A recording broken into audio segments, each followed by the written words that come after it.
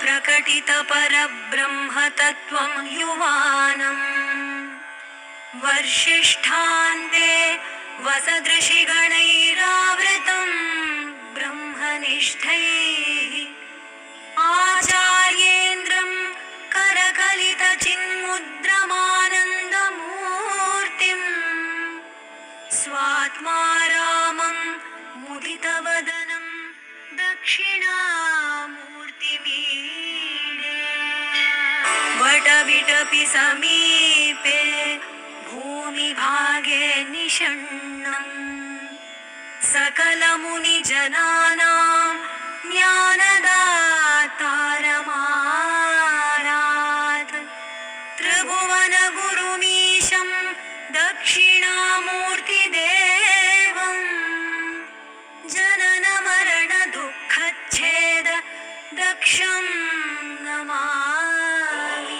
चित्रं वटतरोर्मूले वृद्धा शिष्याः गुरुर्युवा गुरोस्तु मौनं व्याख्यानं शिष्यास्तु छिन्नसंशयाः निधये सर्वविद्यानां भिषजे भवरोगिणां गुरवे सर्वलोकानां दक्षिणामूर्तये नमः।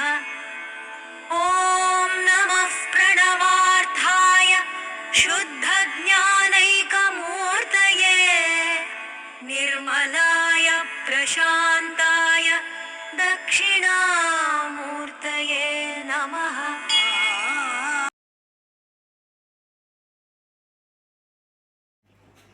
गुरुर्ब्रह्मा गुरुर्विष्णुः गुरुर्देवो महेश्वरः गुरुः साक्षात् परं ब्रह्म तस्मै श्री गुरवे नमः। सदाशिवसमारम्भां शङ्कराचार्यमध्यमाम् अस्मदाचार्यपर्यन्तां वन्दे गुरुपरम्पराम्। ॐ जय नारायण गुरुप्रिये शिवगिरीश्वरी शारदे चतुरास्याक्षि शरच्चन्द्रमरीजिगे। ॐ ശ്രീനാരായണ പരമഗുരവേ നമഃ. മഹാഗുരുവിൻ്റെ തൃപാദങ്ങളിൽ ശതകോടി പ്രണാമങ്ങൾ അർപ്പിക്കുന്നു.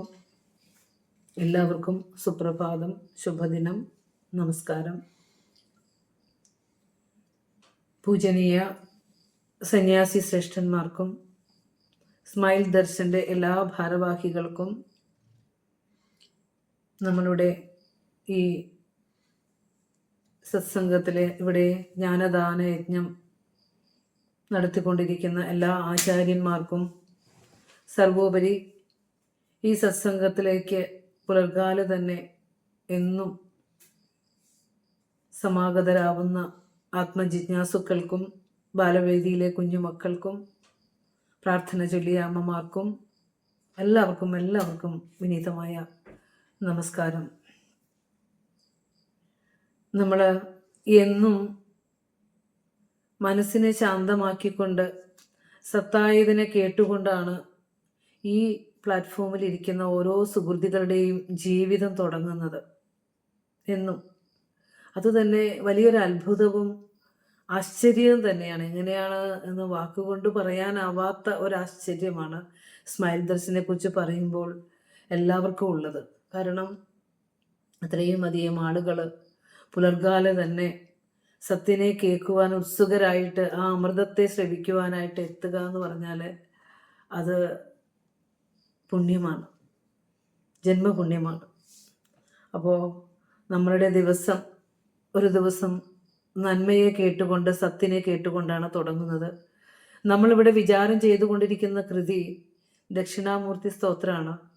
അപ്പോൾ നമ്മുടെ ബാലവേദിയിലെ കുട്ടികളെ കൂടി ഇത് കേൾപ്പിക്കണം എന്നാണ് വിനയമായിട്ടുള്ള ഒരു അപേക്ഷയുള്ളത്. കാരണം ആദ്യത്തെ അറിവ് പകർന്നു തന്ന ആ ലോകഗുരു തന്നെയാണ് എല്ലാ ഗുരുഭാവങ്ങളും പൂണ്ടിരിക്കുന്നതും പഠിച്ചു പഠിച്ചു വരുമ്പോൾ നമ്മളായിരിക്കുന്നതും എന്നറിയും.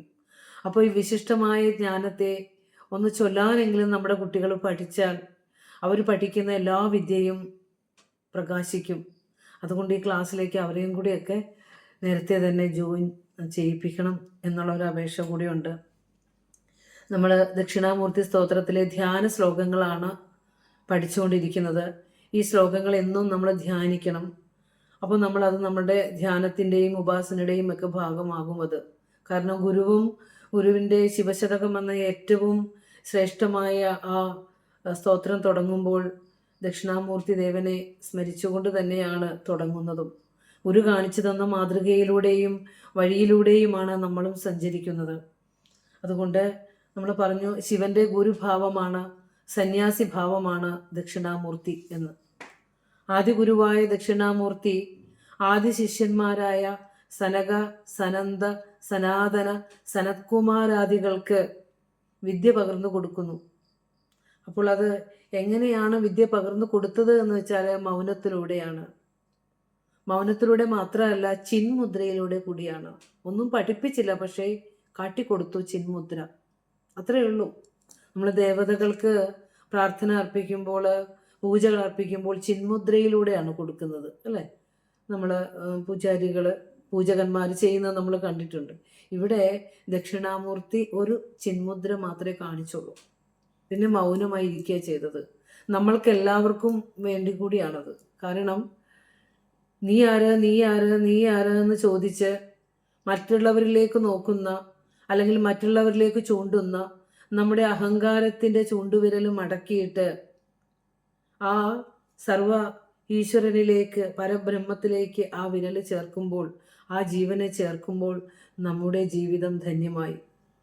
ആ മുദ്രയിലാണ് അമർന്നിരുന്ന് ആ ശിഷ്യന്മാരെ സർവ സംശയങ്ങളും ഇല്ലാണ്ടാക്കിയത്, അല്ലെ?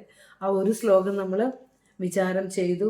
മൗനവ്യാഖ്യാ പ്രകടിത പരബ്രഹ്മതത്വം യുവാനം വർഷിഷ്ടാന്തേ വസത് ഋഷിഗണൈരാവൃതം ബ്രഹ്മനിഷ്ഠൈഃ ആചാര്യേന്ദ്രം കരകലിത ചിന്മുദ്രമാനന്ദരൂപം സ്വാത്മാരാമം മുദിതവദനം ദക്ഷിണാമൂർത്തിമീഢേ. ആദ്യത്തെ ശ്ലോകത്തിൽ ആത്മസ്വരൂപനായി ഇരിക്കുന്ന ദക്ഷിണാമൂർത്തിയെ സ്തുതിച്ചു. ഇനി അടുത്ത ശ്ലോകത്തില് ഈശ്വര സ്വരൂപത്തിലിരിക്കുന്ന ദക്ഷിണാമൂർത്തിയെ സ്തുതിക്കുകയാണ്. നമ്മൾ പറഞ്ഞു, വടവിടഭി സമീപേ ഭൂമിഭാഗേ നിഷണ്ണം സകല മുനിജനാനാം ജ്ഞാനദാതാരമാദാത് ത്രിഭുവന ഗുരുമീശം ദക്ഷിണാമൂർത്തിദേവം ജനന മരണ ദുഃഖച്ഛേദദക്ഷം നമാമി. നമ്മളറിയാതെ നമ്മളിലേക്കൊരു ദിവ്യമായ അനുഭവം കടന്നു പോവുകയാണ് ഈ വരികൾ നമ്മളിലേക്ക് പതിക്കുമ്പോൾ, അല്ലേ? വളരെ വലിയ ഒരു അനുഭവമാണ്.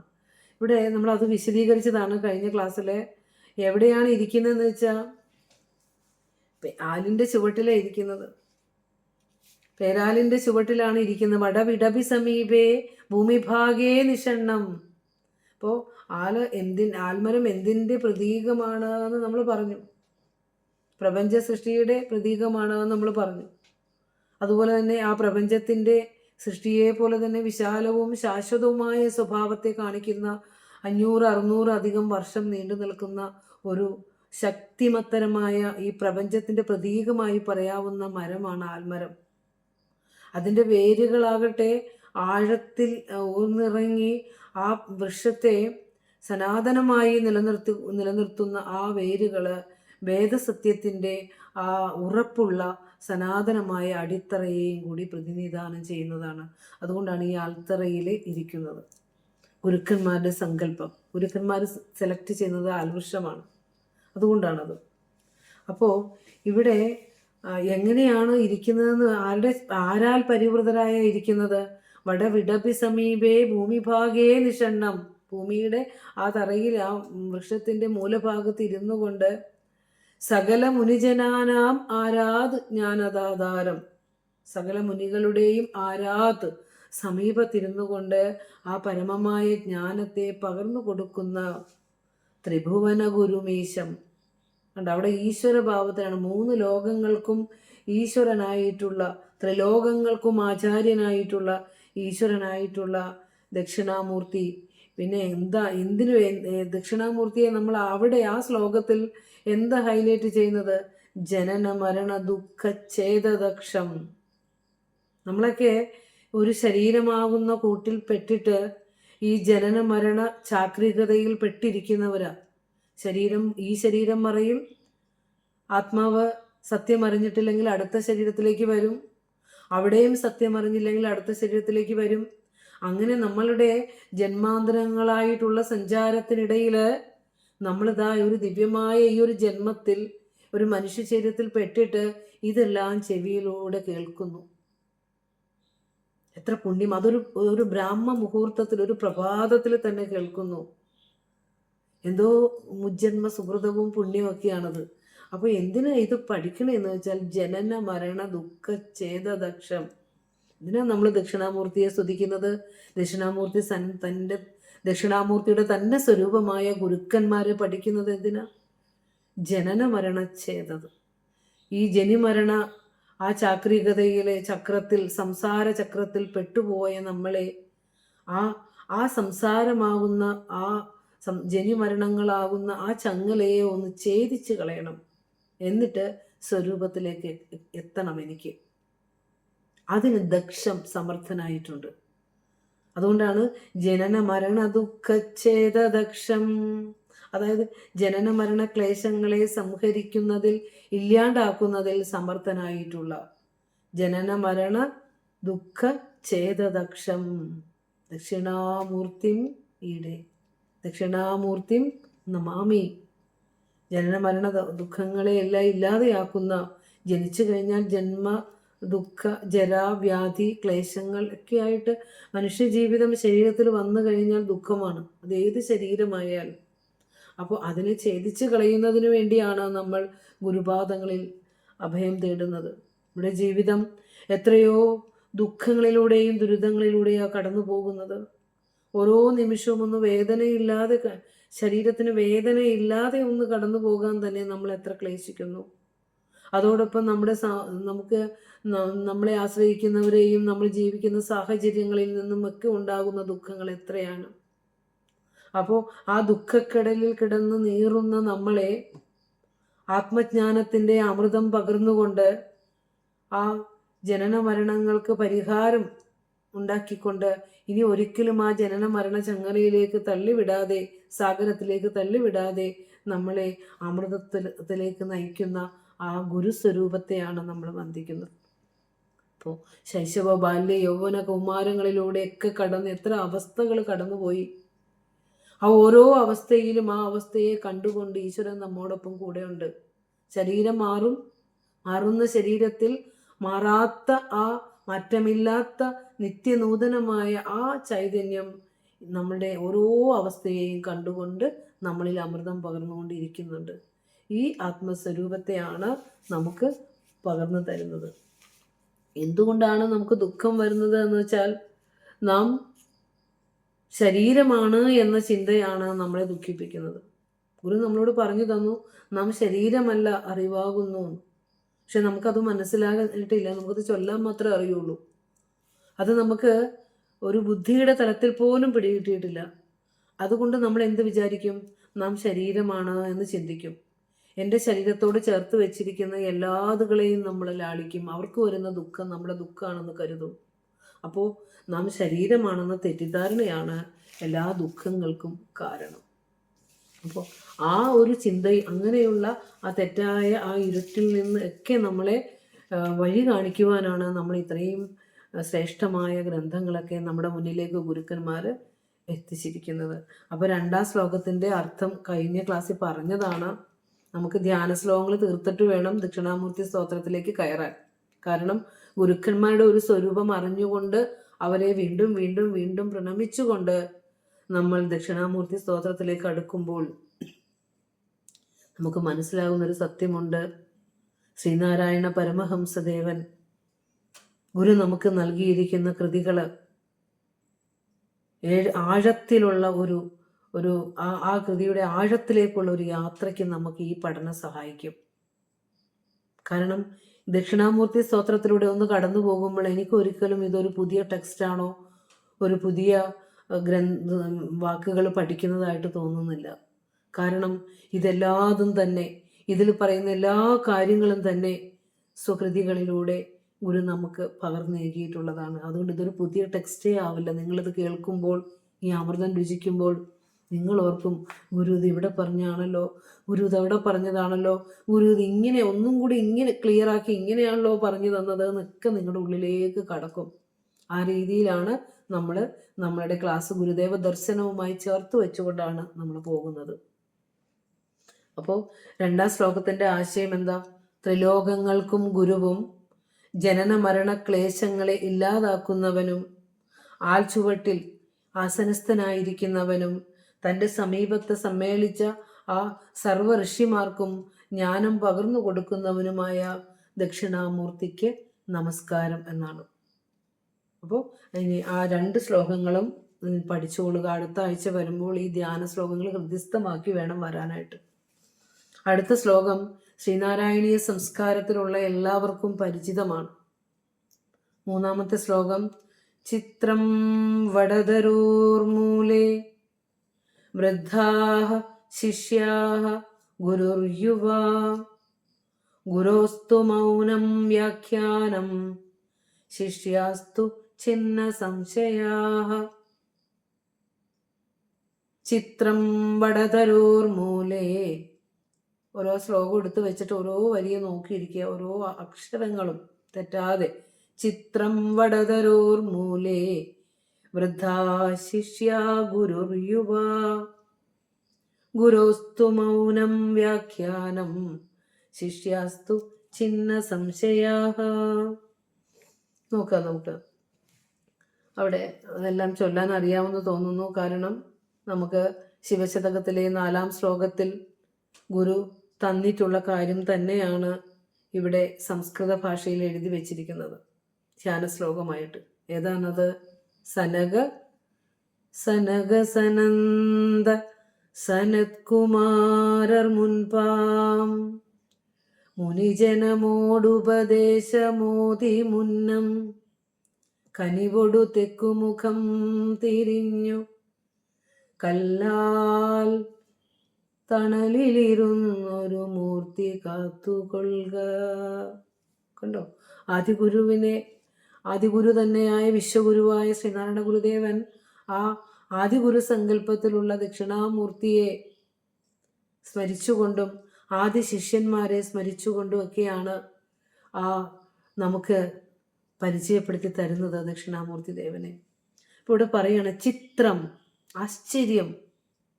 എപ്പോഴും അങ്ങനെയാ. ഗുരുദേവ കൃതികളിലൂടെയൊക്കെ സഞ്ചരിക്കുമ്പോൾ നമുക്ക് ഗുരു ആശ്ചര്യം, ഓഹോ വിചിത്രം എപ്പോഴും പറയും അത്. കാരണം എന്താണെന്ന് വെച്ചാൽ വാക്കുകൊണ്ട് പറയാനാവാത്തതിനെ വിസ്തരിക്കുമ്പോഴാണ് മുനിമാർ ഉപയോഗിക്കുന്നൊരു വാക്കാണ് ചിത്രം, ആശ്ചര്യം. നമുക്കിവിടെ ഒരു ആശ്ചര്യം കാണുന്നില്ല. നമ്മൾ ഈ കാണുന്ന പ്രപഞ്ചത്തെ പല പല വിഭാഗങ്ങളാക്കി തിരിക്കും. Physics, chemistry, biology, mathematics, history ഒക്കെ ആക്കി നാം സംസാരിക്കുന്ന ഈ പ്രപഞ്ചത്തെ ആക്കി മാറ്റിയിട്ട് നമ്മൾ അതിനെ അക്കാഡമിക്കായിട്ട് പഠിച്ചു വയ്ക്കും. പക്ഷേ ഫിസിക്സ് തേടുന്നതും കെമിസ്ട്രി തേടുന്നതും ബയോളജി തേടുന്നതും സോഷ്യൽ സ്റ്റഡീസ് തേടുന്നതും എല്ലാം ഈ ശാശ്വതമായ സത്യത്തെ തന്നെയാണ്. അത് അറിയാതെയാണ് തേടുന്നത്. പക്ഷേ അറിഞ്ഞു തേടുന്നതും അറിയാതെ തേടുന്നതും തമ്മിൽ ഒത്തിരി വ്യത്യാസമുണ്ട്. അറിയാതെ തേടിയാൽ ഒരു ലക്ഷ്യമില്ല, എങ്ങും എത്തില്ല. പക്ഷെ ഇതിലിരിക്കുന്നവരൊക്കെ ശരിയായ വഴിയെ അറിഞ്ഞവരാ, ശരിയായ വഴിയെ അറിഞ്ഞ് സഞ്ചരിക്കുന്നവരാ. അവർക്ക് ഈ പ്രപഞ്ചത്തെ കാണുമ്പോൾ ചിത്രം, ആശ്ചര്യം തന്നെ. അത് നമ്മൾ ആദ്യത്തെ ശ്ലോകത്തിൽ അത് വിശദീകരിക്കാം കേട്ടോ. വിശ്വം ദർപ്പണം, അത് വളരെ ശ്രേഷ്ഠമാണ്. ഒരു ക്ലാസ് പോലും നിങ്ങൾ നഷ്ടപ്പെടുത്തരുത്. കാരണം ഗുരുവിൻ്റെ ദർശനമാല തന്നെയാണ്, ഗുരുവിൻ്റെ മറ്റ് കൃതികൾ തന്നെയാണ്. നമുക്ക് ഒരു അപരിചിതത്വം തോന്നുന്നില്ല. അതുകൊണ്ടാണ് പറഞ്ഞത് മറ്റ് കൃതികളിലേക്ക്, ഗുരുവിൻ്റെ കൃതികളിലേക്ക് നിങ്ങൾക്ക് സഞ്ചരിക്കാൻ എളുപ്പം സാധിക്കും. ഒരു ക്ലാസ് പോലും നഷ്ടപ്പെടുത്താതിരിക്കുക. ഇപ്പോൾ പറയാണ് ചിത്രം ആശ്ചര്യമായിരിക്കുന്നു. കാരണം എന്താ? വടതരോർ മൂലേ, അത് അങ്ങോട്ട് നോക്കിക്കേ, ആ അരയാലിൻ്റെ ആ ആൽവൃക്ഷത്തിൻ്റെ ചുവട്ടില്, മൂലേ എന്ന് പറഞ്ഞാൽ അതിൻ്റെ മൂലത്തിൽ, അതിൻ്റെ ആ വേരിൽ, അതിൻ്റെ ചുവട്ടിൽ വൃദ്ധാ ശിഷ്യാഹ, ശിഷ്യന്മാരാരാണെന്ന് വെച്ചാൽ ജ്ഞാനവൃദ്ധന്മാരായ ശിഷ്യന്മാരാണ്. സനകൻ, സനന്ദനൻ, സനാതനൻ, സനത്കുമാരൻ.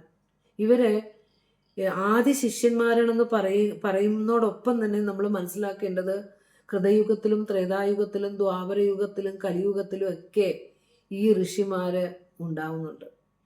എല്ലാ യുഗത്തിലും ഉണ്ട് അവർ ജ്ഞാനത്തിൻ്റെ മൂർത്തീഭാവങ്ങൾ തന്നെയാണ്. പിന്നെ എന്തിനാണ് അവർ ഗുരുവിൻ്റെ മുന്നിൽ ഇരിക്കുന്നതെന്ന് വെച്ചാൽ ആ ഗുരുവും ആ പരമസത്യവും ഈ ശിഷ്യന്മാരും ഒന്ന് തന്നെയാണെന്നുള്ള ആനന്ദ അനുഭവത്തിൽ ഇരിക്കാനാണ് അവരിയ്ക്കുന്നത്. കാരണം അത് ചിന്മുദ്രയിലൂടെ അതാണല്ലോ കാണിച്ചു കൊടുക്കുന്നത്. അഹങ്കാര വിരവിലിനെ മടക്കി ഈശ്വരനോട് ചേർത്ത് കൊണ്ടുള്ള ഇരിപ്പിലെ മൗനമാണ്, മൗന അനുഭവമാണത്. അപ്പം നോക്കൂ, അവിടെ വൃദ്ധാഹ ശിഷ്യഹ എന്ന് പറഞ്ഞാൽ ജ്ഞാനം കൊണ്ട് ഇനി അവരെ ഒന്നും ഉണർത്തേണ്ടതില്ല. ജ്ഞാനവൃദ്ധന്മാരാണ്, ആ ജ്ഞാനാനുഭവത്തിൽ ആനന്ദിച്ചിരിക്കുന്നവരാണ്. പക്ഷേ യുവാ ഗുരുർ യുവ. നോക്കൂ, ചിത്രം വടതരോർ മൂലേ വൃദ്ധാഹ ശിഷ്യാഹ ഗുരുർ യുവ എന്നുള്ളിടത്ത് ഗുരുഹു പ്ലസ് യുവ, ഗുരുർ യുവ, യുവാവായ ഗുരുവും. ഗുരു ശരിക്കും യുവത്വം നിറഞ്ഞ ഗുരു എന്ന് പറഞ്ഞാൽ ഗുരു എപ്പോഴും ആ ആത്മജ്ഞാനത്തിൽ ഇരിക്കുന്നത് കൊണ്ട്, ആത്മസ്വരൂപനായിരിക്കുന്നത് കൊണ്ട് ശരീരത്തിൻ്റെ വയസ്സോ മറ്റു കാര്യങ്ങളോ ഒന്നുമല്ല, ആ നിത്യനൂതനതയെ തന്നെയാണ് ആ യുവത്വമാർന്ന ഗുരുവിനെ പറയുന്നത്. നമ്മളൊക്കെ അങ്ങനെയാണ്. നമ്മളൊക്കെ എന്നും നിത്യനൂതനവും ഫ്രഷുമാണ്. ഈ ശരീരത്തിനപ്പുറത്ത് നമ്മൾ എന്നും നിത്യനൂതനമാണ്. എന്നും അത് മനസ്സിലേക്ക് ചിന്തിക്കുമ്പോൾ ശരീരത്തിൻ്റെ പ്രായം പോലും നമ്മളെ ബാധിക്കില്ല. ആ സ്വരൂപത്തിനില്ലല്ലോ പ്രായം. അപ്പോൾ ഞാൻ ആ സ്വരൂപത്തിലാണ് ഇരിക്കുന്നത് എന്നുള്ളൊരു ബോധത്തോടു കൂടി വേണം നമ്മൾ ഈ ലോകത്ത് ജീവിക്കാൻ. അപ്പോൾ ഇവിടെ ജ്ഞാനവൃദ്ധന്മാരാണ്, എന്നും കുമാരഭാവമാണ് അവർക്ക്. അതുകൊണ്ടാണ് സനകൻ, സനകകുമാരൻ, സനന്ദകുമാരൻ, സനാതനകുമാരൻ, അല്ലേ? അങ്ങനെ ഈ സനത്കുമാരൻ, അങ്ങനെ കുമാരഭാവമാണ് അവർക്ക്. മുനിമാരാണ്, ഋഷിമാരാണ്. അപ്പോൾ ആദ്യ ശിഷ്യന്മാര് ജ്ഞാനവൃദ്ധന്മാരും യുവാവായ ഗുരുവും.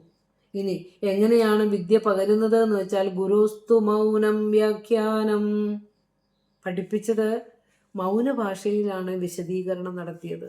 മൗനഭാഷയിൽ, അല്ലേ? നമ്മളൊക്കെ എത്രയോ ഉറക്കെ പഠിപ്പിക്കുന്നു, എത്രയോ നോട്ടുകൾ എഴുതുന്നു, എത്രയോ വായിച്ച് പഠിക്കുന്നു, ഒന്നും പിടികിട്ടണില്ല. കുറച്ച് കഴിയുമ്പോൾ പിന്നെയും മറന്നുപോകും. കാരണം നമ്മുടെ ബുദ്ധിയുടെ തലത്തിലാണ് എല്ലാം പഠിക്കുന്നത്. അപ്പോൾ നമ്മൾ ബുദ്ധിയുടെ ഏറ്റക്കുറിച്ചിലുകൾ അനുസരിച്ച് ചിലപ്പോൾ മറന്നുപോകും. പക്ഷേ ആത്മാവിലേക്ക് എടുക്കുന്ന കാര്യങ്ങൾ, ആത്മസ്വരൂപത്തിൻ്റെ ആ പ്രകാശാത്മകത ഒരിക്കലും മങ്ങിപ്പോകില്ല. അപ്പോൾ നമ്മൾ ബുദ്ധിക്ക് അപ്പുറം കടന്ന തലത്തിലൂടെ വേണം എല്ലാം മനസ്സിലാക്കാൻ. വളരെ ശാന്തമായിരുന്നു നമ്മളിലേക്ക് ഇതൊക്കെ എടുക്കേണ്ടതുണ്ട്. അപ്പോൾ പറയാണ്, ശിഷ്യന്മാരുടെ മൗനത്തിലൂടെയാണ് ശിഷ്യന്മാർക്ക് ആത്മവിദ്യ പകർന്നു കൊടുത്തത്. അപ്പോൾ ഇവിടെ നമ്മൾ അറിയേണ്ട ഒരു കാര്യം, ഗുരുവിൻ്റെ കൃതികൾ പരിശോധിക്കുമ്പോൾ നമുക്ക് മനസ്സിലാകും, ആ അണുവറിവിൻ മഹിമാവിലംഗമില്ലാതണയും അഖണ്ഡവുമന്നു പൂർണ്ണമാവും, അനുഭവിയാതറിവിൽ അഖണ്ഡമാം ചിദ്ഘനമിത് മൗനഘനാമൃതാബ്ദിയാവും. ഗുരു പറഞ്ഞതാണ്. അപ്പോൾ ഈ മൗനം മുറ്റി നിൽക്കുന്ന ആ ആനന്ദ സമുദ്രത്തെ അനുഭവിച്ച ഗുരുക്കന്മാരുടെ അനുഭവങ്ങളാണ് നമ്മൾ പങ്കുവയ്ക്കുന്നത്. എല്ലാവർക്കും സമാനമായ അനുഭവമല്ലേ? നോക്കൂ, ഓരോ ഗുരുക്കന്മാർ എന്തെങ്കിലും വ്യത്യാസമുണ്ടോ? ഒരു ആത്മോപദേശ ശതകം അവസാനിപ്പിച്ചു വരുമ്പോൾ 97ാമത്തെ ശ്ലോകത്തിൽ എത്തുമ്പോൾ ഒരു ജീവൻ എത്തിച്ചേരേണ്ട അനുഭവം എങ്ങനെയാ? അണുവറിവിൻ മഹിമാവിലംഗമില്ലാതണയും അഖണ്ഡവും അന്ന് പൂർണ്ണമാവും. ഈ അണുണ്ടല്ലോ, ഈ കൊച്ചു ജീവൻ ഓരോ അന്ധകരണത്തിലേക്കും സ്പന്ദിച്ചിരിക്കുന്ന ഈശ്വരാംശമാണ് ഓരോ ജീവനുകളും. ആ അണു അറിവിൻ മഹിമാവിൽ, ആ അഖണ്ഡബോധ സത്യത്തിൽ അംഗമില്ലാതെ, ശരീരബോധമോ മറ്റു ബോധമോ മറ്റൊന്നുമില്ലാതെ ആ ഏകീഭവിക്കുന്നു. നമ്മളുടെ ജീവൻ ആ സ്വരൂപത്തിലേക്ക് ഏകീഭവിക്കുന്നു. അപ്പോൾ ആ ഏകീകരണം ഉണ്ടാകുന്ന ആ അനുഭവം എങ്ങനെയാണെന്ന് ഗുരു പറയാണ്, അനുഭവിയാതറിവീല. പായസം കുടിച്ചിട്ട് എത്ര പായസത്തിന് ഇത്ര മധുരം ഉണ്ടാകുമെന്ന് പറയുമ്പോൾ കേൾക്കുന്നവർക്ക് ഒരു മധുരവും തോന്നില്ല. പക്ഷെ അത് വാക്കുകൾ കൊണ്ട് ചില കാര്യങ്ങൾ വാക്കുകൾ കൊണ്ട് പറയാനാവില്ല. പക്ഷെ കൃപ, ഗുരുക്കന്മാരുടെ മഹാകൃപ കൊണ്ട് അവർ വാക്കുകളിലൂടെ പറയാൻ ശ്രമിക്കുന്നു. ഗുരുവിൻ്റെ കൃതികളെല്ലാം ആ ശ്രമം മാത്രമാണ്. അനുഭവം അതിൽ എത്രയോ എത്രയോ എത്രയോ കോടി കോടി ഇരട്ടിയ. അതുകൊണ്ട് ഒരു 10,000 ആതിഥേയർ എന്ന് പറഞ്ഞിട്ട് ചിജ്ജട ചിന്തനം പറഞ്ഞ 1 കോടി ദിവാകരർ എന്ന് അവിടെ നിന്ന് ഭഗവാൻ പറയാൻ ശ്രമിക്കുന്നത്. അപ്പോൾ പറയാണ്, അനുഭവിയാതറിവീല അഖണ്ഡമാം ചിദ്ഘനം. അഖണ്ഡം എന്ന് പറഞ്ഞാൽ കണ്ടമാക്കാത്ത ഏകമായ, നമ്മളൊക്കെ ഖണ്ഡിതരായ നിൽക്കുന്നത്. രാമൻ വേറെ, കൗസല്യ വേറെ, സുഭദ്ര വേറെ, പട്ടി വേറെ, പൂച്ച വേറെ, വൃക്ഷം വേറെ, അങ്ങനെ ഖണ്ഡിതമായ നിൽക്കുന്നത്. ഈ ഖണ്ഡിതമായതിനെയെല്ലാം ഒന്നായി അറിയുന്നതിനെയാണ് അഖണ്ഡം എന്ന് പറയാം. എല്ലാത്തിൻ്റെയും പൊരുളിനെ ഒന്നായി അറിയുമ്പോൾ എന്താ മനസ്സിലാകുന്നത്? മൗനം മുറ്റി നിൽക്കുന്ന അമൃത കടലായിട്ട് തോന്നുന്നു. അതാണ് ഗുരു പറയുന്നത്, മൗന ഘനാമൃതാബ്ദി. അവിടെ മൗനം പറഞ്ഞിരിക്കുന്നുണ്ടോ? ആ മൗനം മുറ്റി നിൽക്കുന്ന അമൃത സമുദ്രമായിട്ട് ഗുരു നമുക്ക് പറഞ്ഞു തരികയാണ്. അത് രമണ മഹർഷിയുടെ അടുത്തിരുന്നപ്പോൾ ഉണ്ടായ ആ ഒരു മൗനം, പലപ്പോഴും മൗനഭാവത്തിൽ നിന്ന് ഗുരുവിനെ ഉണർത്താൻ ശിഷ്യഗണങ്ങൾക്ക് വരെ വളരെ ഭയമാണ് അടുത്ത് പോയി നിൽക്കുമ്പോൾ. അത്ര ഒരു മൗനമാണ് ഗുരുവിൻ്റെ. അപ്പോൾ അതൊരു ആനന്ദ അനുഭവമാണ്. അതുപോലെ തന്നെ നമ്മൾ ആലോചിച്ച് നോക്കുന്നത്, എന്തിനാ ദക്ഷിണാമൂർത്തി സ്തോത്രമൊക്കെ നിങ്ങളെ പരിചയപ്പെടുത്തണമെന്ന് വെച്ചാൽ, ഗുരു അനുഭവങ്ങളുടെ സമാനതയും ദർശനത്തിൻ്റെ ആ അദ്വൈതപരതയും ഒക്കെ ഒന്ന് ബോധ്യപ്പെടുത്താൻ വേണ്ടി കൂടിയാണ് നമ്മൾ പഠിക്കേണ്ട ഇതൊക്കെ. അതിനു വേണ്ടിയിട്ടാണ്.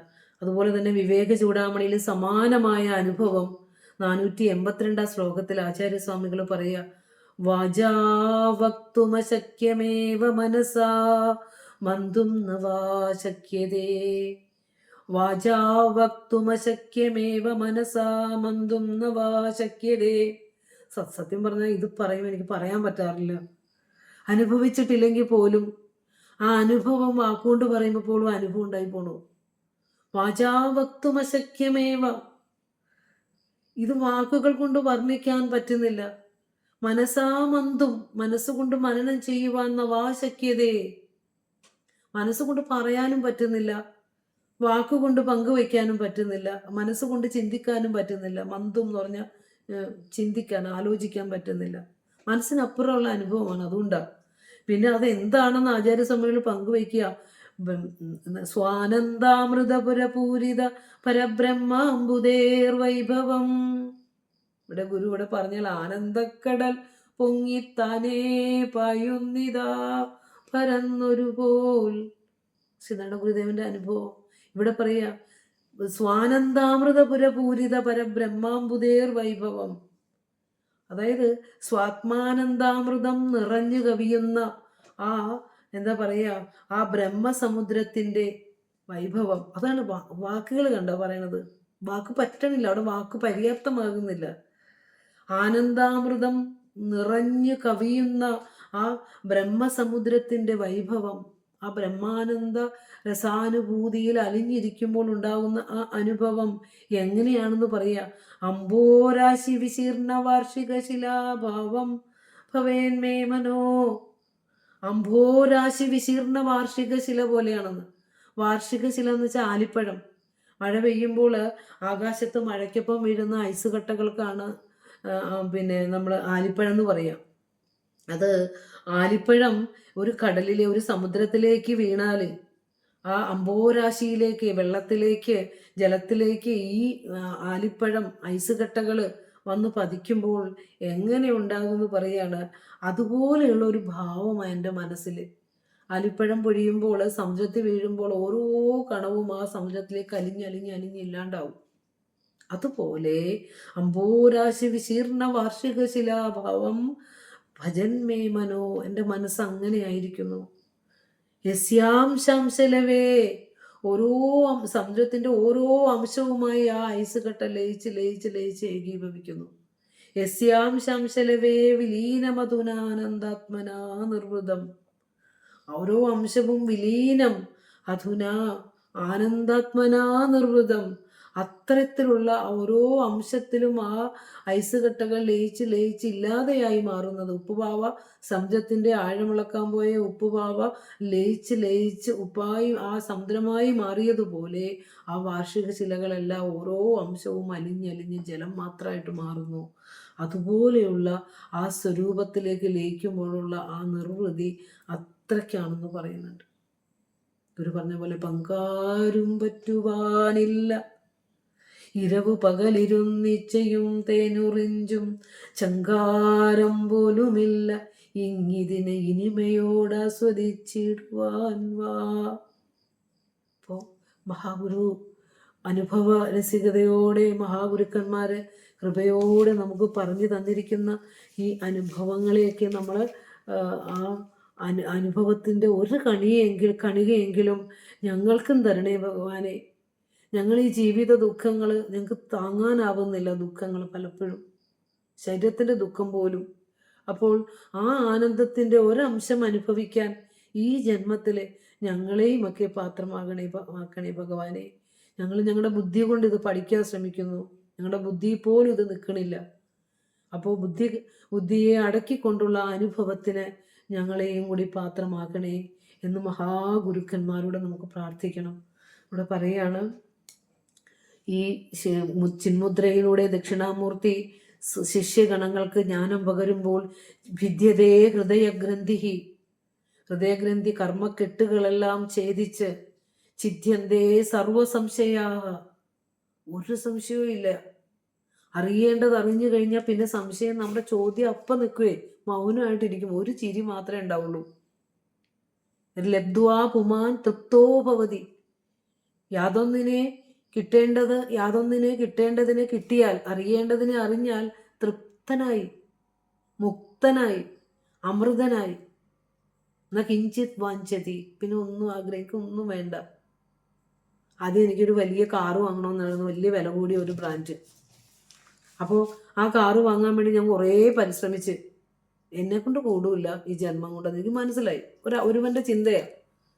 പിന്നെ അവൻ ഓർക്കുക, ഈ കാണുന്നതെല്ലാം വെറും വിദ്യയാണ്, ഇതൊക്കെ വാങ്ങിച്ചാൽ ഇതിവിടെ ഇട്ടിട്ട് പോകേണ്ട ഒന്നാണ്. കുറച്ച് കഴിയുമ്പോൾ അതിനോടുള്ള ആഗ്രഹവും നിന്നു. അപ്പോൾ എന്ത് ചെയ്യണം? ഇതൊക്കെ ഒന്നുമില്ലാത്തതാണെന്ന് അറിഞ്ഞ് ശരിയായ വഴിയിലൂടെ വന്ന് അറിയേണ്ടത് അറിഞ്ഞു തുടങ്ങിയപ്പോൾ അവൻ്റെ ജീവിതത്തിൽ മാറ്റം വന്നു. അറിയേണ്ടത് അറിയുമ്പോൾ നമ്മുടെ ജീവിതം പിന്നെ കൊണ്ടുപോകുന്ന ജഗദീശ്വരനാണേ. അതുകൊണ്ടാണ് ഈ കൂടിയിരിക്കുന്നവർക്കൊക്കെ അനുഭവം ഉണ്ടാവും. അപ്പോൾ അങ്ങനെ വന്നപ്പോൾ അവൻ്റെ സമ്പത്ത് വർദ്ധിച്ചു, ആരോഗ്യം വർദ്ധിച്ചു, കുടുംബ സാഹചര്യങ്ങൾ വർദ്ധിച്ചപ്പോൾ ഒരു കാറ് വാങ്ങിച്ചാലോ എന്ന് മക്കൾ ചോദിച്ചപ്പോൾ, ഓ എനിക്ക് വേണ്ട, എന്തിന് അല്ലേ? അതാണ് കിട്ടേണ്ടത് കിട്ടിക്കഴിഞ്ഞപ്പോൾ എനിക്കിപ്പോൾ അത് വേണ്ട, കിട്ടിയിട്ടും അതിനോടുള്ള ആശ നശിച്ചു. അതാണ് ലബ്ധ്വാ പുമാൻ തൃപ്തോ ഭവതി, തൃപ്തനാകുന്നു. മുക്തോ ഭവതി, എല്ലാ ബോണ്ടേജസിൽ നിന്നും മുക്തനാകുന്നു. അമൃതോ ഭവതി, ജനിമരണങ്ങൾ അറ്റവനായിട്ട് മാറുന്നു. ആ ഒരു ജ്ഞാനത്തിലേക്കാണ് നമ്മൾ സഞ്ചരിക്കുന്നത്. ഇപ്പം കേൾക്കാവുന്നത്ര ശരീരത്തിലിരുന്ന് കേൾക്കുക, എല്ലാ പ്രഭാതങ്ങളിലും എഴുന്നേറ്റ് പ്രാർത്ഥിക്കുക, ഉപാസന ചെയ്യുക, സത്സംഗം ചെയ്യാൻ ഭാഗ്യം കിട്ടിയ സുഹൃതികളെ ഓരോരുത്തരുടെയും പാദങ്ങളിൽ തൊടുക ഞാൻ. കാരണം ആ പുണ്യാത്മാക്കളോട് സംസാരിക്കാനുള്ള ഭാഗ്യമാണ് ഗുരു എനിക്ക് കനിഞ്ഞ് നൽകിയിട്ടുള്ളത്. അപ്പോൾ ഭിദ്യതേ ഹൃദയഗ്രന്ഥി, അതുകൊണ്ടാണ് മൗനമായിരുന്നത്. ഹൃദയഗ്രന്ഥികൾ, കർമ്മക്കെട്ടുകളുണ്ടല്ലോ നമുക്ക്, വിഷ്ണു ബ്രഹ്മഗ്രന്ഥിയും രുദ്രഗ്രന്ഥിയും വിഷ്ണുഗ്രന്ഥിയും ഒക്കെ നമ്മുടെ കർമ്മക്കെട്ടുകളാണ്. അതെല്ലാം ഛേദിച്ച് ചിദ്യന്തേ സർവസംശയാഹ, ഉപനിഷത്താണ്, സർവസംശയങ്ങളും ഛേദിച്ച് ക്ഷീയന്തേ ചാസ്യ കർമാണി, ആഗാമിയും സഞ്ചിതവും പ്രാരബ്ധവുമായ കർമ്മങ്ങളെല്ലാം നശിച്ച് തസ്മിൻ ദൃഷ്ടേ പരാവരെ, സർവത്തിനും അതീതമായ പരവും അപരവുമായ ആ തത്വത്തെ സാക്ഷാത്കരിക്കുമ്പോൾ ഈ എല്ലാ സംശയങ്ങളും തീർന്നു, ഹൃദയഗ്രന്ഥികൾ ഛേദിക്കപ്പെട്ടു, കർമ്മക്കെട്ടുകൾ പോയി. അങ്ങനെ സംശയങ്ങൾ ഒടുങ്ങിയ മൗനഭാവത്തിലാണ് ഇരിക്കുന്നത്. അപ്പോൾ ആ ഒരു അർത്ഥമാണ് ഇവിടെ പറയുന്നത്. മുനേഹേ ഭാവഹ മൗനം. ആ ശരിയായ മുനിയുടെ ഭാവത്തിലിരിക്കുന്ന ശിഷ്യനെയും ഗുരുവിനെയുമാണ് നമ്മൾ കാണുന്നത്. നോക്കൂ, ചിത്രം വടതരോർ മൂലേ. എല്ലാവരും മനസ്സുകൊണ്ട് അതൊന്ന് ഉപാസിക്കുക കേട്ടോ. നമുക്ക് ഓൺലൈൻ പ്ലാറ്റ്ഫോം ആയതുകൊണ്ട് നമുക്ക് ചൊല്ലിക്കാൻ നിവൃത്തിയില്ല. ചിത്രം വടതരോർ മൂലേ. ആശ്ചര്യമായിരിക്കുന്നു. അത് അങ്ങോട്ട് നോക്കൂ, ആ ആൽവൃക്ഷത്തിന്റെ ചുവട്ടിൽ വൃദ്ധാ ശിഷ്യ ഗുരു യുവ. ഇത് ചെവി കേട്ടാൽ തന്നെ പുണ്യം വരും. ജ്ഞാനം തെളിയും, നമുക്ക് ഇരുട്ട് മാറും. അതിന് വേദാന്തം ഒന്നും പഠിക്കണ്ട, ഉന്നത വിദ്യാഭ്യാസം ഒന്നും വേണ്ട, സാധാ ഒരു ഭക്തി മാത്രം മതി. എനിക്കിത് അറിയണം, എനിക്ക് തന്ന മനുഷ്യ ജന്മത്തിൽ അറിയേണ്ടത് അറിയണമെന്ന ആ തീവ്രമായ ഒരാഗ്രഹം മാത്രം ഉണ്ടായാൽ മതി. നമ്മളെ ഇത് അറിയിക്കും. ആഗ്രഹം വന്നാൽ പിന്നെ കൊണ്ടുപോകുന്നത് ജഗദീശ്വരനായിരിക്കും. നമ്മളെ എന്തിനാണോ നമ്മൾ ശ്രദ്ധ വയ്ക്കുന്നത് അതിലേക്ക് പോകും. യഹ യശ്രദ്ധ സയേവ, ഗീതാവചനാണ്. യാതൊരുവൻ യാതൊന്നിൽ ശ്രദ്ധയോടുകൂടി ഇരിക്കുന്നു അവൻ അതായി മാറുന്നു. വയ്ക്കാനും വിളമ്പാനും ഒക്കെയാണ് എപ്പോഴും ആ കാര്യങ്ങളാണ് എപ്പോഴും പറഞ്ഞ് യൂട്യൂബിൽ ഇന്ന കറി ഇന്ന് ഉണ്ടാക്കുക, ഇന്ന പായസം ഇന്ന് ഉണ്ടാക്കുക. അങ്ങനെയാണ് നമ്മൾ ആ ലോകത്തേക്ക് പോകും അല്ലേ? അല്ലെങ്കിൽ ഇന്ന വസ്ത്രങ്ങൾ വാങ്ങുക, അതിലേക്കാണെങ്കിൽ അതിലേ പോയി. ഇഷ്ടം പോലെ ഒരു വലിയ ഭൂമി നമ്മുടെ കയ്യിരിക്കുന്ന മൊബൈലിലുണ്ട്, വലിയൊരു ലോകം. ഏത് ലോകത്തിലൂടെ വേണമെങ്കിൽ സഞ്ചരിക്കാം അല്ലേ? അതിനൊക്കെയുള്ള പോർഷൻ അവിടെ ഉണ്ട്. അപ്പോൾ ഏത് സത്സംഗത്തിലാണ് ശ്രദ്ധയെങ്കിൽ എപ്പോഴും നാരായണ ഭഗവാനെ ഗുരു ഇങ്ങനെ അമ്മേ ഇങ്ങനെ എപ്പോഴും നമ്മുടെ ഓരോ ശ്വാസത്തിലും ആ ഈശ്വരനാണെങ്കിൽ നമ്മൾ പോകുന്നത് അത് മാത്രമേ കേൾക്കാൻ പോകുള്ളൂ, അതിലേക്ക് പോകുള്ളൂ. ആടിത്തിമർക്കലുകളുടെ എല്ലാ തിമർക്കലുകൾക്കും അപ്പുറം തിമർക്കലുകളൊക്കെ കഴിഞ്ഞ് വരുമ്പോൾ ശരീരം ക്ഷീണിക്കും, മനസ്സ് ക്ഷീണിക്കും. പക്ഷെ സത്സംഗം കഴിഞ്ഞ് വരുമ്പോൾ ശരീരം ക്ഷീണിക്കില്ല, മനസ്സ് ക്ഷീണിക്കില്ല, ഫ്രഷായിരിക്കും. സങ്കടം ഉണ്ടാവില്ല, ദുഃഖം ഉണ്ടാവില്ല. എല്ലാത്തിനെയും തരണം ചെയ്യാൻ നമുക്ക്, ശാന്തമായി തരണം ചെയ്യാൻ നമുക്ക് സാധിക്കും. അതുകൊണ്ട് സത്സംഗം നമ്മുടെ ജീവിതത്തിൽ നിന്ന് ഒരിക്കലും നഷ്ടപ്പെടുത്തി കളയരുത്.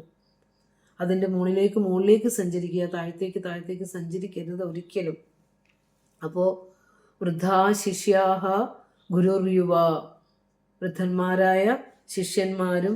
അരയാലിൻ ചുവട്ടിലെ അതിൻ്റെ ആശയം നോക്കാട്ടോ. അരയാലിൻ ചുവട്ടിലെ കാഴ്ച ചിത്രം അത്ഭുതമായിരിക്കുന്നു. പടതരോർ മൂലേ ചിത്രം.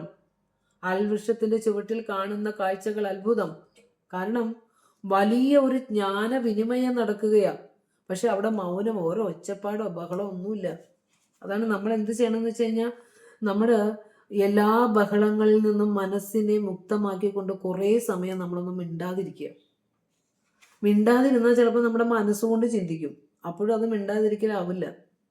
ഏതെങ്കിലും ഒരു മന്ത്രം ഇട്ട് കൊടുക്കുക. ഓം ശ്രീനാരായണ പരമഗുരുവേ നമഃ എന്നോ, ഓം നമോ നാരായണായ എന്നോ, നിങ്ങൾ എന്ത് മന്ത്രമാണോ ഉപാസിക്കുന്നത്, ഒരു നമുക്ക് ഇഷ്ടംപോലെ മന്ത്രങ്ങൾ തന്നിട്ടുണ്ട്. അരുളുള്ളവനാണ് ജീവി അല്ലേ? ആ മന്ത്രത്തെ മാത്രം ശ്രദ്ധിച്ചുകൊണ്ട് കുറേ സമയം മൗനമാകുക, ഉള്ളിൽ ജപിക്കുക. അങ്ങനെ ജപിച്ച് വരുമ്പോൾ നമുക്ക് പതുക്കെ നമ്മുടെ മനസ്സിനെ ഒന്ന് അടക്കാൻ നമുക്ക് സാധിക്കും. ആ ബഹളങ്ങളിൽ നിന്നും മനസ്സിനെ ഒന്ന് മൗനത്തിലേക്ക് കൊണ്ടുവരാൻ കൂടി നമ്മൾ ശ്രമിക്കേണ്ടതുണ്ട്. അപ്പോൾ അവിടെ ചിത്രം വടതരോർ മൂലേ വൃദ്ധാ ശിഷ്യ ഗുരുർ യുവത്വമാർന്നിരിക്കുന്ന ഗുരുവും അതുപോലെ ജ്ഞാനവൃദ്ധന്മാരായ ശിഷ്യന്മാരെയും നമുക്ക് കാണാം. ഗുരോസ്തു മൗനം വ്യാഖ്യാനം. മൗനഭാഷയിലാണ് ഗുരു ജ്ഞാനസംവാദം, ജ്ഞാനവിനിമയം നടത്തുന്നത്. ശിഷ്യന്മാർക്ക് എല്ലാ സംശയങ്ങളും നീങ്ങി, ഛിന്ന സംശയങ്ങളെല്ലാം നീങ്ങിയ ശിഷ്യാസ്തു, ശിഷ്യാഹ പ്ലസ് തു എന്ന് പറഞ്ഞ ആകട്ടെ, ശിഷ്യാസ്തു ഗുരോഹോ പ്ലസ് തു ഗുരോസ്തു. ഗുരുവിന്റെ ഷഷ്ടി വിഭക്തിയാണ്. ഗുരുവിനായിക്കോട്ടെ മൗനമാണ് വ്യാഖ്യാനം, ശിഷ്യന്മാർക്ക് ആയിക്കൊള്ളട്ടെ സംശയങ്ങൾ മാറി. അതാണ് ഗുരോസ്തു മൗനം വ്യാഖ്യാനം, ശിഷ്യാസ്തു ഛിന്ന സംശയാഹ. ഇപ്പൊ ഞാനിവിടെ വന്ന് ഈ സ്ക്രീനിന്റെ ചുവട്ടിൽ മിണ്ടാതിരുന്നു കഴിഞ്ഞാലോ, അപ്പുറത്ത് ഓരോ ഓഡിയോ തുറന്ന് ഓരോ ബഹളങ്ങൾ, ഇതെന്താ ഒന്നും മിണ്ടണില്ലേ, ടീച്ചറെ വന്നില്ലേ എന്ന് ചോദിക്കും നമ്മളല്ലേ. അപ്പോൾ നമ്മൾക്ക് വാക്കുകൾ വേണം. മൗനത്തിലേക്ക് നമ്മൾ ആവാറായിട്ടില്ല. കുറേയൊക്കെ കഴിയുമ്പോൾ ഇനി കേൾക്കണ്ട, ഇനി നമുക്ക് കുറേ ധ്യാനിച്ചാൽ മതിയെന്ന് തോന്നും, അറിഞ്ഞതിനെ ഒന്ന് അനുഭവിച്ചാൽ മതിയെന്ന് തോന്നും. അപ്പം നമ്മൾ ആ തലത്തിൽ എത്തട്ടെ. എത്തുമ്പോൾ നമുക്കും ഇങ്ങനെ ഈ മൗനത്തിൽ അമർന്ന് ഇരിക്കാൻ സാധിക്കും. കാരണം കുറച്ച് കഴിയുമ്പോൾ നമുക്ക് ചെവി കൊണ്ട് ഈ ഉപകരണം ഉണ്ടല്ലോ, ആ ഉപകരണമൊക്കെ പതുക്കെ പതുക്കെ ജഡത്വമാർന്ന് കംപ്ലീറ്റ് അതിന് പ്രവർത്തിക്കാണ്ടാവും, കണ്ണ് പ്രവർത്തിക്കാണ്ടാവും. അപ്പോഴും നമ്മുടെ ആത്മസ്വരൂപം നിത്യനൂതനമായി ഉണ്ടാവും. അപ്പം നമുക്ക് മൗനമായി ജപിക്കണമെങ്കിലുള്ള സത്തുകൾ നമ്മളിപ്പോൾ ശേഖരിച്ച് വയ്ക്കുക. അതാണ്. ഇനി വയസ്സായിട്ട് പഠിക്കാൻ വരാമെന്ന് വെച്ചാലൊന്നും ഒരു നിവൃത്തി ഉണ്ടാവില്ല, സാധ്യമാവില്ല. അപ്പോൾ ഇനി അടുത്ത ധ്യാന ശ്ലോകത്തിലേക്ക് നോക്കാം. ചിത്രം വടതരോർമൂലെ, അതൊക്കെ ഉപാസന ചെയ്യണം, പഠിക്കണം. ചിത്രം വടതരോർമൂലെ വൃദ്ധാ ശിഷ്യ ഗുരുർയുവ ഗുരോസ്തു മൗനം വ്യാഖ്യാനം ശിഷ്യാസ്തു ചിന്ന സംശയാ. അടുത്ത നോക്കാം. നിധയേ സർവവിദ്യാനാം ഭിഷജേ ഭവരോഗിണാം ഗുരവേ സർവലോകാനാം ദക്ഷിണാമൂർത്തയേ നമഃ. അപ്പോൾ പരബ്രഹ്മസ്വരൂപത്തിലുള്ള ദക്ഷിണാമൂർത്തി, ഈശ്വര സ്വരൂപത്തിലുള്ള ദക്ഷിണാമൂർത്തി, സാക്ഷാത് ഗുരുസ്വരൂപത്തിലുള്ള ദക്ഷിണാമൂർത്തി. ഇപ്പോൾ ഇവിടെ എന്താ പറയുക, സർവലോകങ്ങളിലെയും സർവ ദുഃഖങ്ങളും ഇല്ലാണ്ടാക്കുന്ന വിദ്യകൾക്കും ആധാരമായിട്ടുള്ള, സർവ സംസാര ദുഃഖങ്ങൾക്കും പരിഹാരമായിട്ടുള്ള ഗുരുവിനെയാണ് ഇവിടെ സ്തുതിക്കുന്നത്. അപ്പൊ നോക്കൂ, നിധയേ സർവവിദ്യാനാം, സർവവിദ്യകളുടെയും ഇരിപ്പിടമായിട്ടുള്ളവനെ, സർവവിദ്യക്കും ആധാരമായിട്ടുള്ളവൻ അല്ലെ. ഇവിടെ നമ്മൾ ഗുരുഷ്പാഞ്ജലി മന്ത്രമൊക്കെ ചൊല്ലുമ്പോൾ ചൈതന്യ സ്വാമികൾ നമ്മളെ പഠിപ്പിച്ചു തരുന്നു, ഓം വിദ്യാസമ്പദേ നമഃ അല്ലെ, ഓം സർവജ്ഞായ നമഃ, ഓം അജ്ഞാന വിനാശക വിജ്ഞാനായ നമഃ, ജ്ഞാനാമൃതപ്രദാത്രേ നമഃ. എൻ്റെ ഭഗവാനെ അല്ലേ. അപ്പോൾ ഗുരുക്കന്മാരെങ്ങനെയാണ്? സർവവിദ്യാനാം നിധയേ, സർവവിദ്യകളുടെയും ഇരിപ്പിടമാണ്. അപ്പോൾ അങ്ങനെയുള്ള സർവവിദ്യകൾക്കും ഇരിപ്പിടമായ ആ ഗുരുവിനെയാണ് നമ്മൾ സ്തുതിക്കുന്നത്. ഇവിടെ അടുത്തത് പറയാണ്, ഭിഷജേ ഭവരോഗിണാം. വിദ്യ, ഭൗതിക വിദ്യയും ആത്മീയ വിദ്യയും, ഭൗതിക വിദ്യയോടൊപ്പം തന്നെ നമ്മൾ ആത്മീയ വിദ്യ നമ്മുടെ ജീവിതത്തിൽ ചേർത്ത് വെക്കണം. ഇപ്പം നമ്മുടെ മക്കൾ ഇത് കഴിയുമ്പോൾ നമ്മുടെ മക്കൾ പഠിക്കാൻ കയറും. കുഞ്ഞുമക്കൾ പ്രഭാതത്തിൽ എഴുന്നേറ്റ് ഇതിലേക്ക് കയറുന്ന ഈ മക്കള് നാളെയുടെ ശാന്തിയും സമാധാനവുമാണ് അവരെ കൊണ്ടാണ് നാളെ ഈ ലോകമൊന്ന് ആശ്വസിക്കുന്നത്, സമാധാനിക്കുന്നത്, ശാന്തമാകുന്നത്. അതിനവരെ കൈപിടിച്ച് നയിക്കുന്ന ഒത്തിരി രക്ഷിതാക്കൾ നമ്മുടെ കൂടെ ഉണ്ട്, വെളിച്ചമുള്ളവര്. ആ വെളിച്ചമുള്ള അച്ഛനമ്മമാരുടെ മക്കളായി ജന്മം സിദ്ധിച്ച ഭാഗ്യമുള്ള നമ്മുടെ കുഞ്ഞുമക്കൾ അല്ലേ, അവരെയൊക്കെ ഇത് കേൾപ്പിക്കണം. അപ്പോൾ സർവവിദ്യാനാം നിധയേ, വിദ്യാഭ്യാസം ചെയ്യുന്ന നമ്മുടെ മക്കളോട് പറഞ്ഞു കൊടുക്കണം, എല്ലാ വിദ്യകൾക്കും ആധാരമായിട്ടുള്ളവരാണ് ഗുരുക്കന്മാർ. ഭിഷജേ ഭവരോഗിണാം. ഇവിടെ നിധി എന്നുള്ളതിൻ്റെ ചതുർത്ഥി വിഭക്തിയാണ് നിധയേ. സർവവിദ്യകളുടെയും നിധിയായ ഗുരുവിനായിക്കൊണ്ട്. ചതുർത്ഥിയില ഭിഷക് എന്ന വാക്കിന് വൈദ്യൻ എന്നർത്ഥം. ഭിഷക് ചികിത്സകൻ, വൈദ്യൻ. ഭിഷജേ എന്ന് പറഞ്ഞാൽ ഭിഷക് എന്നുള്ളതിന്റെ ചതുർത്ഥി ഏകവചനാണ്. ഭിഷജേ, വൈദ്യനായിക്കൊണ്ട് എന്ന് വരും. അപ്പൊ ഭിഷക് എന്ന് പറഞ്ഞാലും ഭിഷജേ എന്ന് പറഞ്ഞാലും വാക്കൊന്നാണ്, അതിന്റെ വിഭക്തി മാറുന്നു എന്നുള്ളേ ഉള്ളൂ. അപ്പൊ ഭവരോഗിണാം ഭിഷജേ എന്ന് വെച്ചാൽ എന്താ? സംസാര രോഗത്തിൽ പെട്ടുഴലുന്നവർക്ക് ഭിഷഗ്വരനായിട്ടുള്ളവനെ, വൈദ്യനായിട്ടുള്ളവനെ. ഇത് നോക്കൂ, ഇതെല്ലാം സംബോധന ചെയ്യുന്നത് കലിയുഗവരദനായ ശ്രീനാരായണ പരമ ഋഷിയെ തന്നെയാണ്. ഓരോ ചിന്ത അങ്ങോട്ട് തന്നെ പോവുകയാണ്. എല്ലാ ഗുരുക്കന്മാരും ഒരേ സ്വരൂപമാണ്. മദ്ഗുരു ശ്രീ ജഗന്നാഥ ഭഗവാനെ ഇവിടെ പറയാണ്, ജനിമൃതി രോഗമറുപ്പതിന്നു സഞ്ജീവനി പരമേശ്വര നാമമെന്നില്ല എന്ന് പറഞ്ഞു തന്ന ഗുരു. നമ്മൾ കണക്ട് ചെയ്തു പോവുകയാണ്, നമ്മുടെ വാക്കറിയാതെ ഗുരുപാദങ്ങളിലേക്ക് ചേർന്ന് പോവുകയാണ്. ഗുരു പറയാണ്, ഭവരോഗികൾ, ഭവം എന്ന് പറഞ്ഞാൽ ഉണ്ടായത്, ഭവിച്ചത് പ്രപഞ്ചമാണ്. ആ പ്രപഞ്ചം വീണ്ടും വീണ്ടും ഉണ്ടായും നിലനിന്നും നശിച്ചും ആ ചാക്രികത സംസാര ചക്രം അങ്ങനെ തുറന്നുകൊണ്ടേയിരിക്കുക. അപ്പോൾ നമ്മൾ എന്താ ചെയ്യുന്നത് വെച്ചാൽ ഭവരോഗിയ ഒരു ശരീരത്തിന് രോഗം വന്നാൽ ചികിത്സിക്കാൻ ധാരാളം വൈദ്യന്മാരുണ്ട്. ഓരോ കണ്ണിനും കാലിനും മൂക്കിനും നാക്കിനും പിന്നെ കഴുത്തിനും നെഞ്ചിനും വൃക്കയ്ക്കും അതുപോലെ തന്നെ ഓരോന്നിനും ഓരോ ഇന്റേണൽ പാർട്സിനും ഓരോന്നിനും ചികിത്സിക്കാൻ വേറെ വേറെ ഡോക്ടർമാരുണ്ട് ഈ ലോകത്ത് ശരീരത്തെ. പക്ഷേ ഈ ലോകത്തെ ചികിത്സിക്കാൻ ആരുമില്ല. ലോകത്തെ ചികിത്സിക്കണമെങ്കിൽ ലോക സൃഷ്ടാവിനെ പറ്റൂ. ലോക സൃഷ്ടാവിന് ഈ ചൈതന്യമായതുകൊണ്ട് നമ്മുടെ മുന്നിലേക്ക് വരാൻ പറ്റില്ല. ഒരു ഗുരുസ്വരൂപം സ്വീകരിച്ചേ വരാൻ പറ്റുള്ളൂ. അപ്പോൾ ആ ധർമ്മം തന്നെ ഇവിടെ അധർമ്മം വരുമ്പോൾ ആ ധർമ്മം തന്നെ ഒരു ശരീരധാരിയായിട്ട് ഇങ്ങോട്ട് വരും. നമ്മളവരെ പല രീതിയിൽ വ്യാഖ്യാനിക്കും.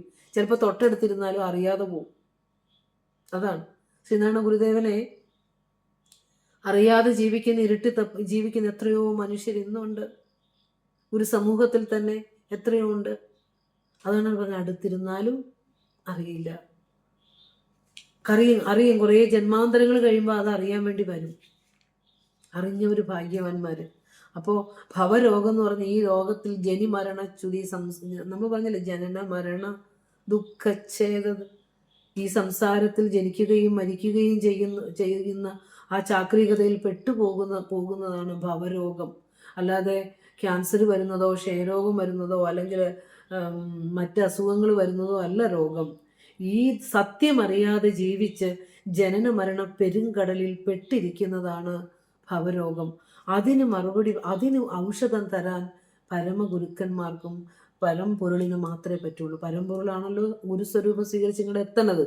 അതുകൊണ്ടാണ് ഗുരു പറഞ്ഞത്, സ്പഷ്ടം ലാഭങ്ങ് നീങ്ങി ദിനകരൻ ഉദയം ചെയ്തു ചന്ദ്രൻ മറഞ്ഞു, തട്ടിത്തട്ടിപ്പെരുക്കി പെരുവഴി എതിലാക്കിയിടുവാൻ പിന്നെയാട്ടേ. കണ്ടോ, ദീനം പിടിച്ചോ. അവിടെ ദീനം എന്താ? ഭവരോഗം. അത് സത്യം അറിയില്ല, എന്താ ലക്ഷ്യമെന്ന് അറിയില്ല. നമ്മളൊരു ബസ് കയറിയിട്ട് അവർ ചോദിക്കും എങ്ങോട്ടാ പോകണ്ടേ? ഈ ബസ് എവിടെ വരെ പോവും? അവിടെ വരെ പോക്കൂ. കാരണം വഴി അറിയില്ല, എങ്ങോട്ടാ പോകണ്ടേന്ന് അറിയില്ല. അറിഞ്ഞാലല്ലേ പറയാൻ പറ്റുള്ളൂ. അതുപോലെ എന്തിനാ ജീവിക്കണേ?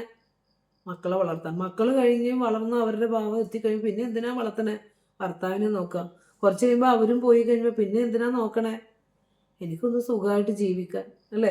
അങ്ങനെ പറഞ്ഞപ്പോൾ സുഖങ്ങളെല്ലാം കേട്ട് കഴിയുമ്പോൾ പിന്നെ എന്തിനാ ജീവിക്കണം? അറിയില്ല. ജീവിതത്തിൻ്റെ അവസാനം എന്താണെന്ന് ചോദിച്ചാൽ പിന്നെ കുടുക്കയിൽ ഒരു പിടിച്ചാരം. അത്രയേ ഉള്ളൂ. ലക്ഷ്യമറിയാതെ വഴിയറിയാതെ യാത്ര ചെയ്യുന്ന യാത്രക്കാരാണ് നമ്മളെല്ലാവരും. അപ്പം നമുക്കൊരു ലക്ഷ്യമുണ്ട് മുന്നിൽ. നമ്മൾ തുടങ്ങിയെടുത്തേക്ക് നമ്മൾ എത്തണം. ആ ഒരു യാത്രയാണ് നമ്മളിവിടെ ചെയ്യുന്നത്. നമ്മുടെ ഭൗതിക ജീവിതത്തിൽ ഒരു കോട്ടവും സംഭവിക്കാതെ കൃത്യം 6 മണി ഒക്കെ കഴിയുമ്പോൾ 6 മണി 7 മണിയൊക്കെ ആകുമ്പോൾ കൃത്യം ഇവിടെ നിന്ന് ലെഫ്റ്റ് ആവും നമ്മൾ. കാരണം എന്താ? നമുക്ക് ഓരോ കർമ്മ മേഖലകളുണ്ട്, നമ്മൾ അതിലേക്ക് വ്യാപരിക്കും.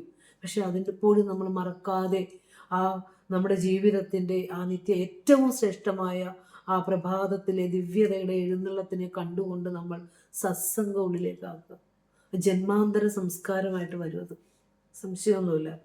അപ്പോൾ അങ്ങനെ പറഞ്ഞു വന്നത്, ദീനം പിടിച്ചും മധുരയതു കുടിച്ചും കിടക്കുന്ന ലോകരോട്, ഈ ഭവരോഗത്തിൽ പെട്ട് കിടക്കുന്നവരോട് ഉത്തിഷ്ഠ, ഒന്ന് എഴുന്നേക്കൂ, ഉത്തിഷ്ഠ. 2 പ്രാവശ്യം ഗുരു പറഞ്ഞേക്കണത്. മതി, എത്ര ജന്മങ്ങളായി ഇങ്ങനെ സത്യമറിയാതെ ഓരോ ശരീരങ്ങളിലും കടന്നു പോകുന്നു. ഉത്തിഷ്ഠ, എഴുന്നേൽക്കൂ, ജ്ഞാനമാം നദിയിൽ മുഴുകുവാൻ കാലമായി. എന്ത് വിളിയാ ഗുരു വിളിച്ചത്, അല്ലേ? മോഹാകുലരാം ഞങ്ങളെ അങ്ങേടെ അടിപ്പൂ, സ്നേഹാത്മകമാം പാശം അതിൽ കെട്ടിയിഴപ്പൂ. വിളിച്ചിട്ടും വന്നില്ല.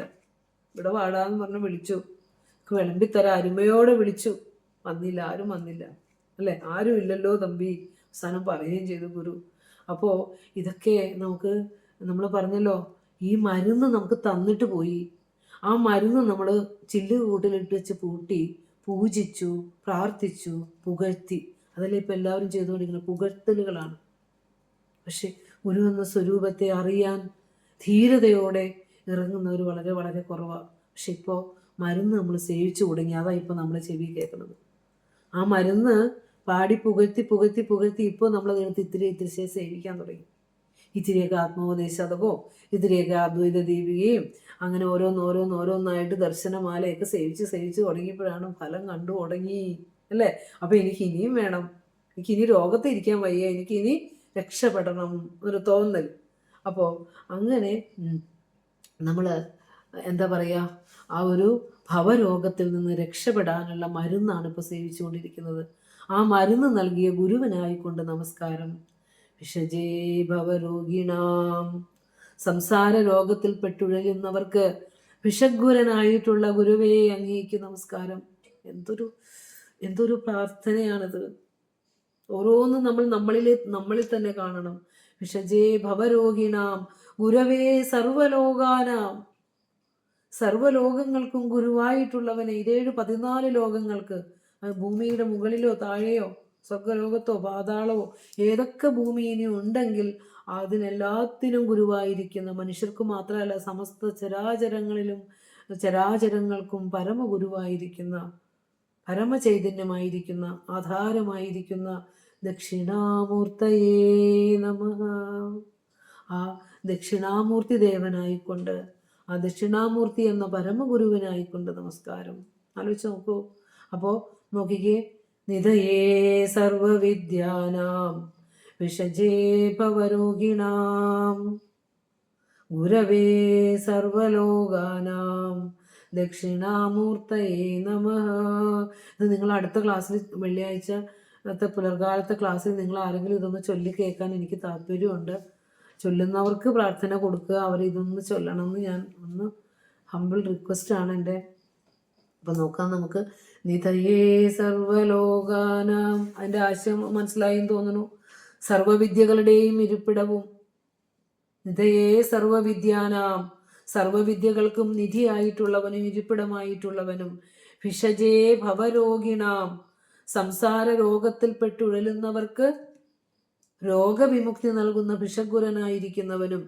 എല്ലാത്തരം രോഗങ്ങളും പെടും കേട്ടോ. ജനിമരണ രോഗം മാത്രമല്ല, ശരീരത്തിനും മനസ്സിനും ഒക്കെ ഉണ്ടാകുന്ന രോഗം. മനസ്സിന് രോഗമുണ്ട്, മാനസിക രോഗം അല്ലേ, എപ്പോഴും ദുഃഖിക്കുന്ന രോഗം. എത്ര സുഖം കിട്ടിയാലും നാളെയെക്കുറിച്ച് ഓർത്ത് ദുഃഖിക്കുന്നവരുണ്ട്. അപ്പോൾ അങ്ങനെ അങ്ങനെ പലതരത്തിലുള്ള എല്ലാ തരത്തിലുള്ള രോഗങ്ങൾക്കും വിഷഗുരനാണ്. ഒരു മരുന്നുണ്ട് ഗുരുവിൻ്റെ അടുത്ത്. ശരീരത്തിനാണോ? ഉണ്ട്. മനസ്സിനാണോ? ഉണ്ട്.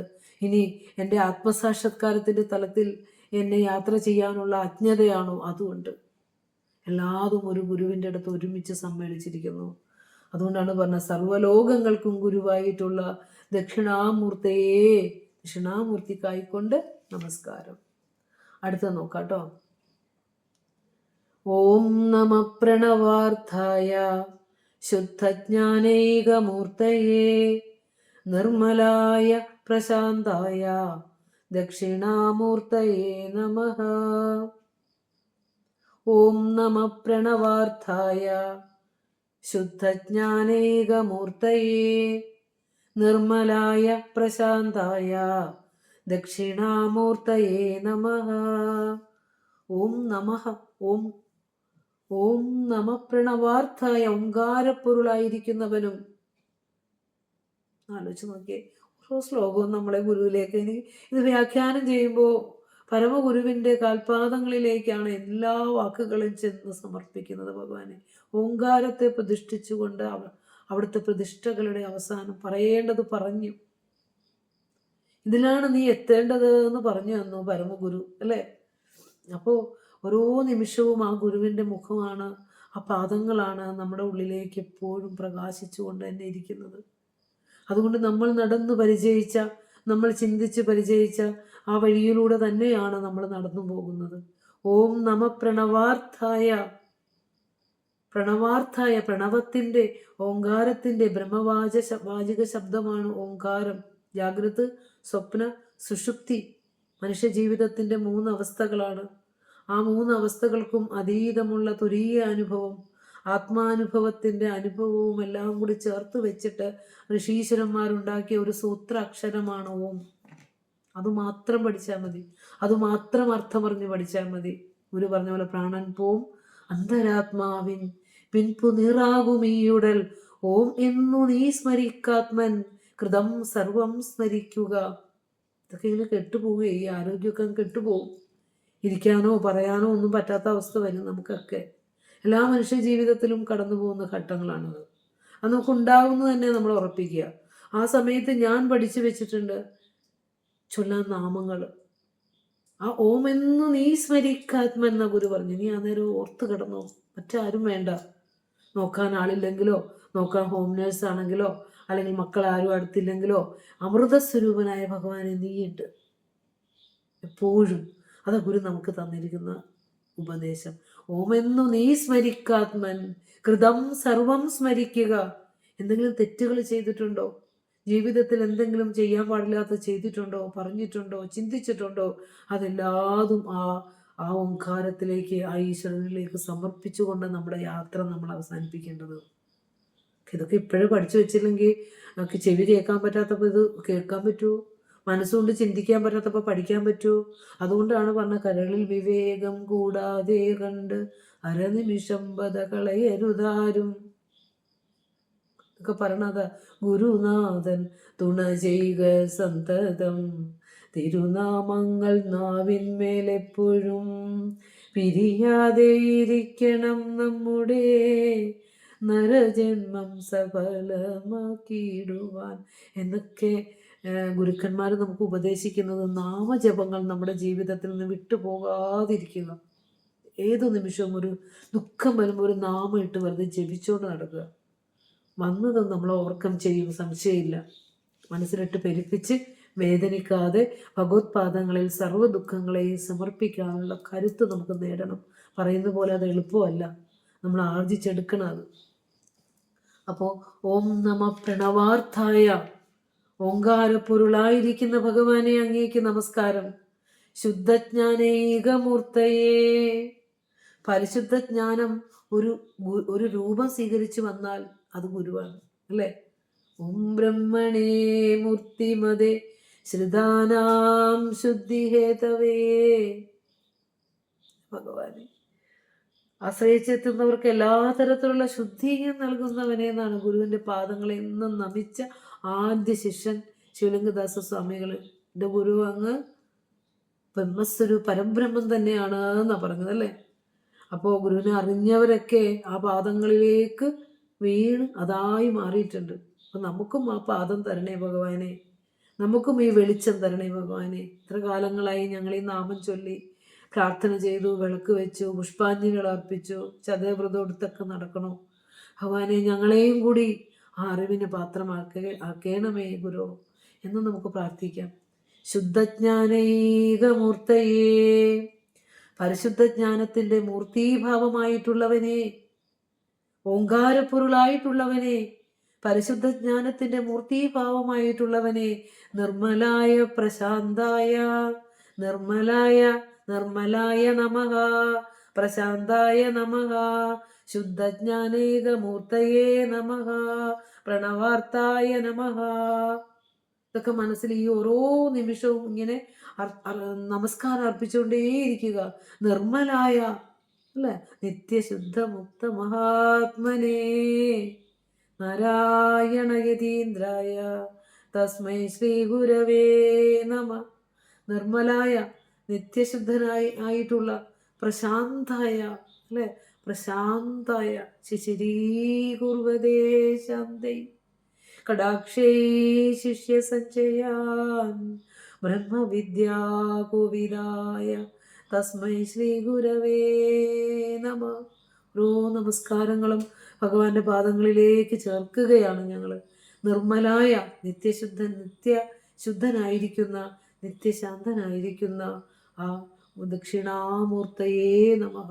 ആചാര്യസ്വാമികൾ, വിശ്വഗുരുവായ ജഗദ്ഗുരുവായ ആചാര്യസ്വാമികൾ തന്നെയാണ്, ആ ഗുരു തന്നെയാണ് ശ്രീനാരായണ ഗുരുഭാവത്തിൽ കലിയുഗത്തിൽ വന്നത്. ദക്ഷിണാമൂർത്തി തന്നെയാണ് ശ്രീശങ്കര ഗുരുവായിരിക്കുന്നത്. ആ ഗുരു തന്നെയാണ് ശ്രീനാരായണ ഗുരുവായിരിക്കുന്നത്. ശ്രീനാരായണ ഗുരുവിനെ പറയുമ്പോൾ, കൺമുമ്പിലുള്ള ഗുരുവിനെ പറയുമ്പോൾ എല്ലാ ഗുരുക്കന്മാരെയും ആ ഗുരുഭാവത്തിലേക്ക് കണ്ടുകൊണ്ടാണ് സംസാരിക്കുന്നത്. ഗുരുക്കന്മാർക്ക് ഒരിക്കലും ഭേദഭാവനകൾ കൽപ്പിക്കുന്നില്ല. ഏതായാലും പ്രണവസ്വരൂപനായിരിക്കുന്നവനും നിത്യശുദ്ധനും നിത്യമുക്തനും നിർമ്മലനുമായിരിക്കുന്ന ആ നിത്യശാന്തനുമായിരിക്കുന്ന ദക്ഷിണാമൂർത്തിയെ നമസ്കരിക്കുന്നു എന്ന് പറഞ്ഞുകൊണ്ട് ധ്യാന ശ്ലോകം ഒരെണ്ണം കൂടി പറഞ്ഞുകൊണ്ട് അടുത്ത ക്ലാസ്സിൽ നമ്മളുടെ ക്ലാസ് ആരംഭിക്കും. യഥാർത്ഥ ദക്ഷിണാമൂർത്തി സ്തോത്രം തുടങ്ങും. ഒരൊറ്റ ക്ലാസ് പോലും വിട്ടുപോകാതെ പഠിച്ചാൽ ഗുരുദർശനത്തിലേക്ക് എളുപ്പം നിങ്ങൾക്ക് കടക്കാനും ശങ്കരകൃതികളിലോ ഏത് അധ്യാത്മിക കൃതികളോ രാമായണം വരുന്നു, മറ്റ് പുണ്യമാലങ്ങൾ വരുമ്പോൾ അതൊക്കെ എടുത്തു വെക്കുമ്പോൾ നമ്മുടെ ഉള്ളിൽ തെളിയും. കാരണം നമ്മൾ ആദ്യ ഗുരുവിനെ സ്തുതിച്ചുകൊണ്ടാണ് തുടങ്ങുന്നത്.